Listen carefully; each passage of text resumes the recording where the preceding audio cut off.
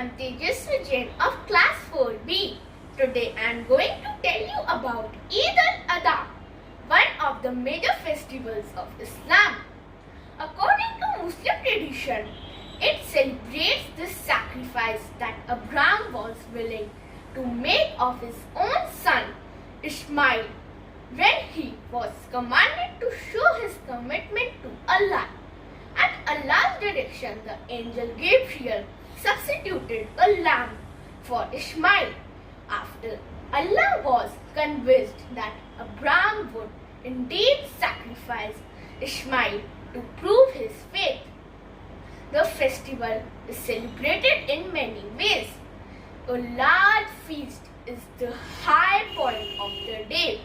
The name of the holiday, Eid al-Adha, means the feast of the sacrifice. An animal is sacrificed in much the same way that Abraham sacrificed a lamb. The meat is divided into 3 parts. The family retains 1/3 of the share. Another third is stored and the other third is given to the poor and needy people. Special prayers are also offered throughout the day. Eid al-Adha takes place on the 10th and the last day of the Hajj. It's a celebration of holy pilgrimage to Makkah in the 12th month of the Islamic lunar calendar.